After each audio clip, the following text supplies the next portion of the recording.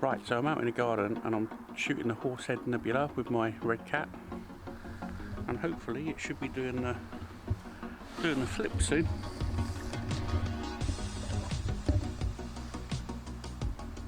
Stay tuned. Okay, so just caught the rig doing the flip, which is quite cool.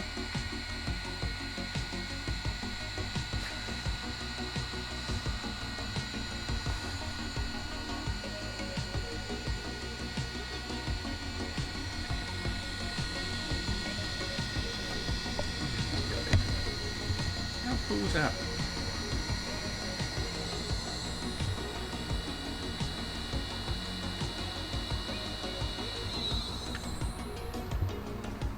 So now it's going to do its refocus routine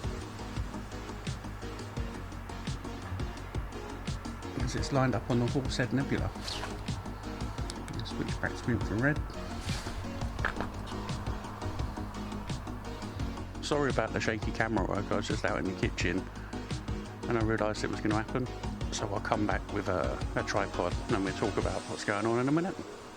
I'm glad we caught the flip. So the Horsehead Nebula, also known as Barnard 33 or IC 434, is located just below the most eastern star of the Orion Nebula, Alnitak.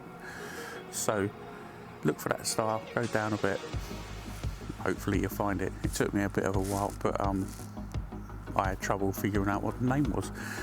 Silly old me. Right, so here's my Samsung notepad I'm using. You can just about make your nebulosity. It started to take another shot. It's guiding pretty good.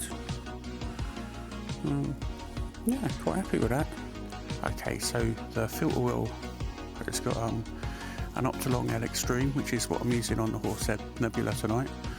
It's also going to have an Optolong L-Pro in there, which I haven't put in yet, but I will do. It's got the beta UVAR filter in there, no, IR filter, excuse me, and also the beta UHC nebula filter. So I'm shooting 120 second subs, and I'm going to do 100 of them. Hopefully that'll be enough to bring out some detail. I've not done this before, as I said, you're on a journey with me to watch me learn, and hopefully you'll learn from my mistakes. So what I'm going to do is show you how I use the ASI software, which is ASI Studio, and I use this to stack my images. So I'm fairly new to this. So here we go. So you open up ASI Studio, go into ASI the stack, double click, I'll make it a bit bigger, then go into light, or light, and then select your light.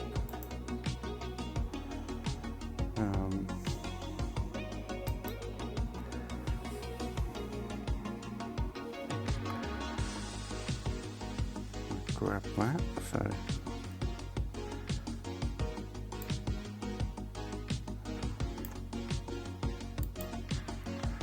open. I know I'm going to have to go through these just to make sure it was all as clear as it can be. So remember there was a couple of, there we go, I'll get rid of that. So right click and remove, and then I'm just going to go down to the bottom because it got cloudy as well. I was going to do 100, but I only managed to get 60, and look, you can see that's quite cloudy, so I'm going to remove that one as well. And that one's not really bringing anything to the party. That can, yeah, that one can go.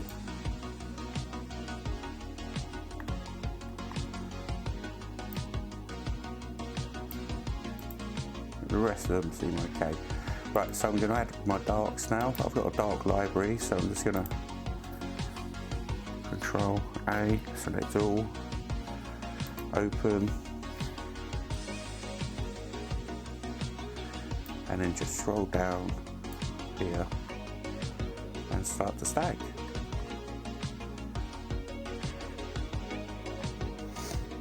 And there's noise reduction on as well, and get that going. Now this will take a little while to stack. What I'm probably going to do is stop the video and come back when it's a bit closer. Now it's finished aligning, it's just going to go through the stacking process. This should whiz along. It does go quite quick once it's all aligned.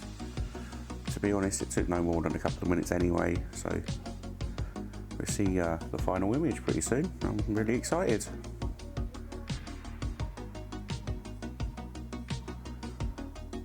Oh wow. I was expecting, well, I wasn't quite sure what I was expecting, to be honest, but considering that's just 60 frames or 58 frames, I'm very impressed with that.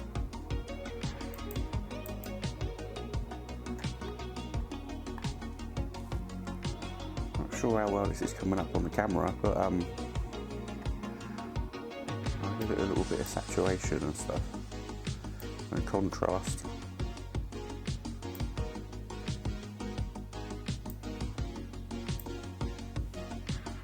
I'm so happy with that. That's really good.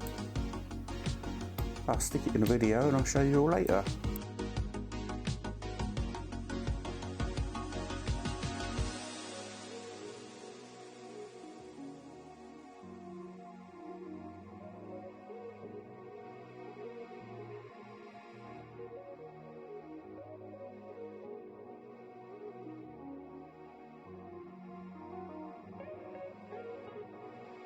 The recording's gone really well. ASI Air hasn't skipped a beat. The AF done its magic. Filter wheel, literally, it's been solid. Even through the meridian flip, it just sort of done that. Didn't refocus, and off it went within its schedule. I'm so impressed with this bit of kit.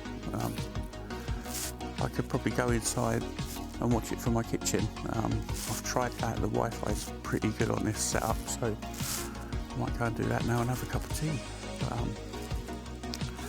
I've got to haul all the gear in. Thanks for watching, and stick around for the next video. This is Ryan from AstroQ. Clear skies, everybody. See you again.